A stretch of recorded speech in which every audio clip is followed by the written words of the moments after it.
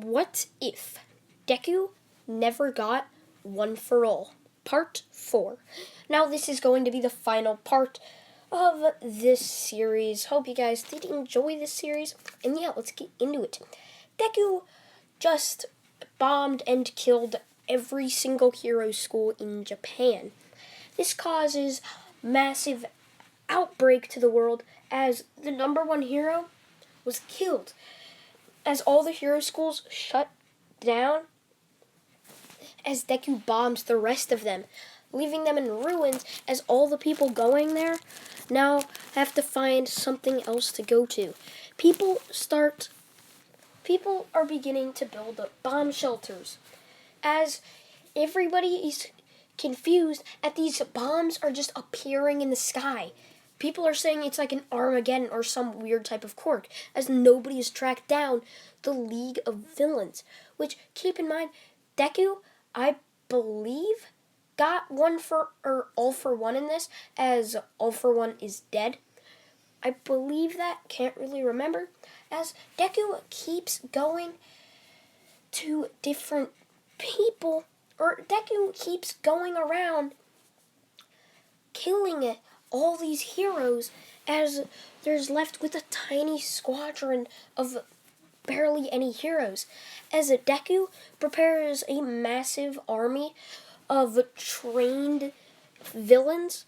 So I'd say he trained Uraraka and Momo to they're almost as good as the hero killer.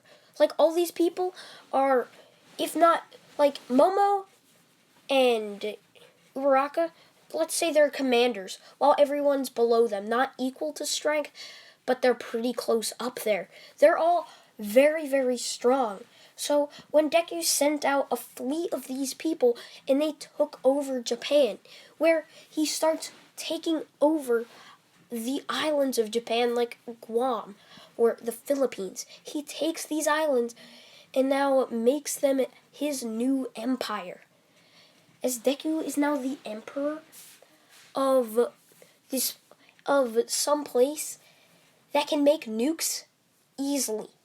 Now everyone's trying to figure out a way to beat them, but every time they try and bomb, they get taken down by an invisible force, which Deku has a very, very high shelter, or like cloaking quirk, or like, it's a quirk that allows him to shelter things from, like, bombs and stuff. So it's like it encloses things where people can walk out of it, but people can't, like bombs or anything leveled as a threat can't go inside of it. So every time he conquers a new place, it expands. That's when Deku sets his eyes on Russia and China. He sends another fleet there and takes it with little force. As, keep in mind, the hero killer, he's like a very high-powered person. Like, he can easily take down somebody.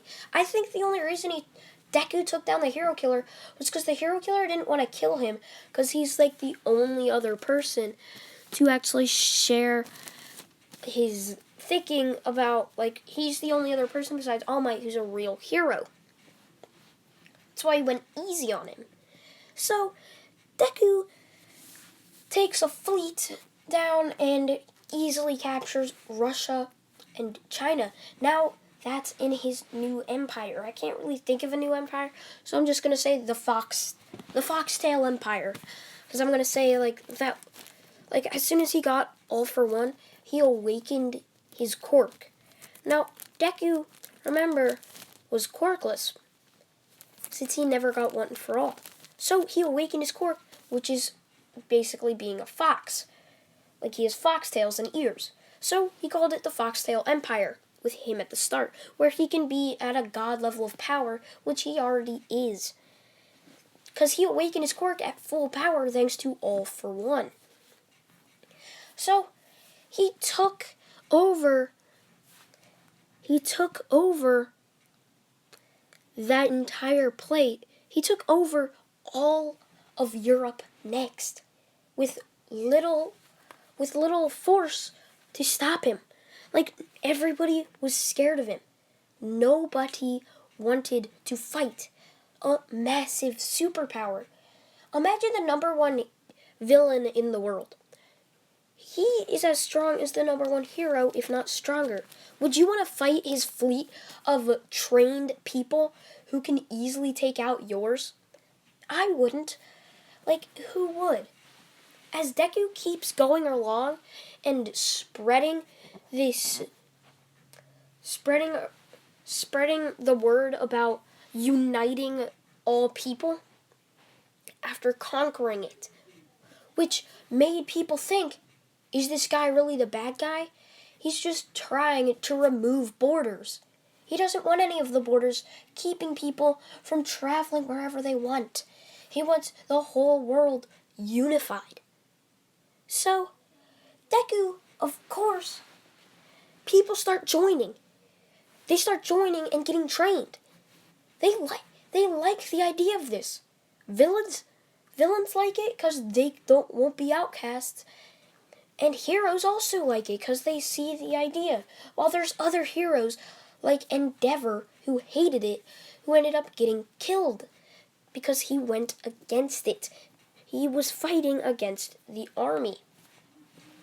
So, Deku ends up making, let's just say he made Warsaw in Poland his, or like, that's pretty close to the center of the center of the world, I'd say.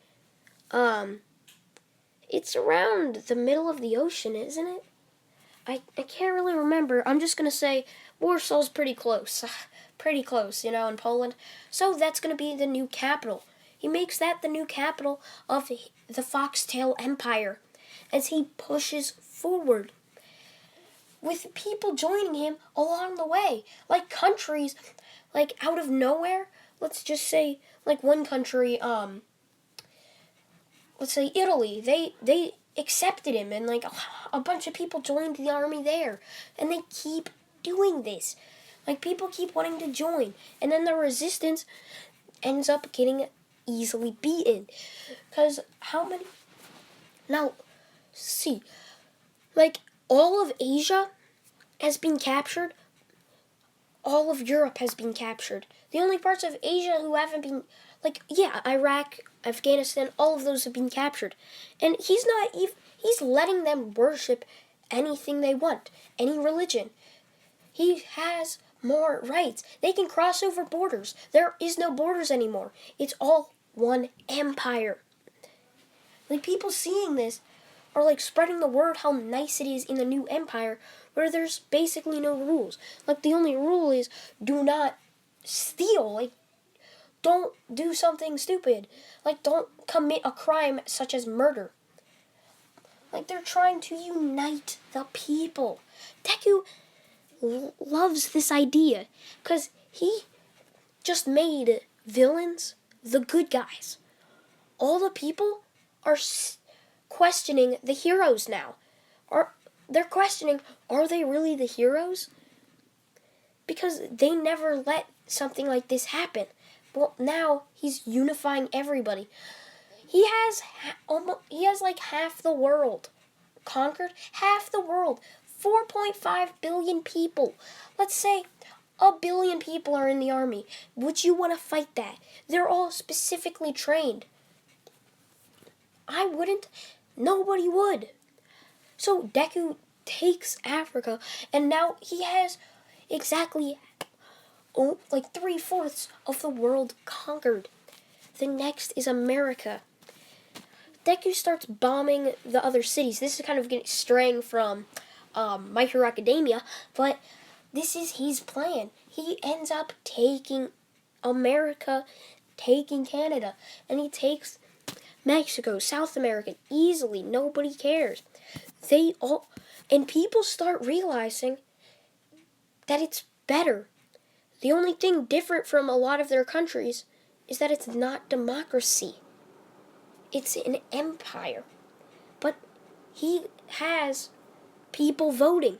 There's people from all around the world voting for rights. They all see he is like the savior. All the war that was going on is now just snapped away. There's no more war.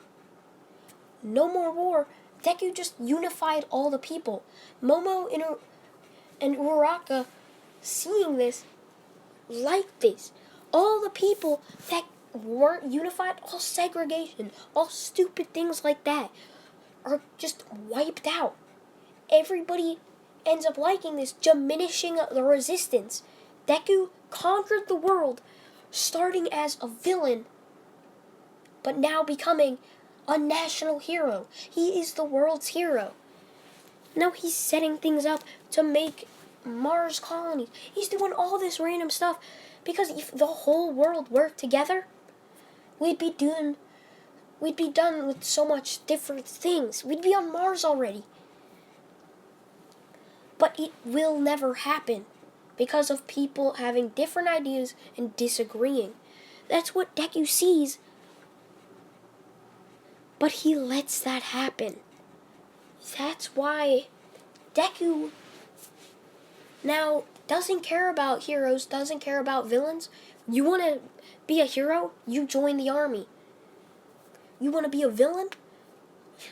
You're going to be put in the army as rehabilitation. Like, he doesn't care who you are. You're going to do something. So, Deku now has unified the people.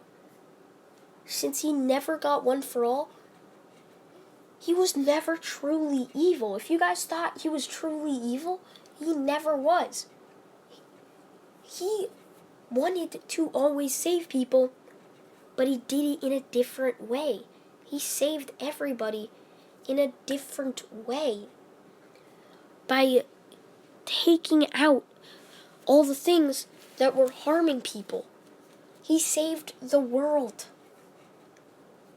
Now everybody who saw him as a ruthless killer understands. Now people who want to save people join the army. The army doesn't really do anything now. Like, these army people, they are now engineers, astronauts, working towards the common goal of exploring space. Deku saved everybody by starting out as a villain and then becoming a hero. That's why in a lot of what ifs, like, people say villains are just misjudged. Like, they're overlooked. Like, they don't see the whole possibility. That's what Deku did. He made everybody see this.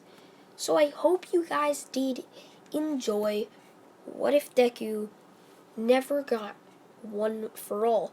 And if you're saying, what about a ship? Now, a ship would probably end up being Izu Ocha or Izumoma. As they started to like Deku's thoughts more and more, they keep agreeing with him, and they both ended up asking him out. They were kind of jealous of each other, but he ended up doing that, and now he's married to them, got kids and stuff.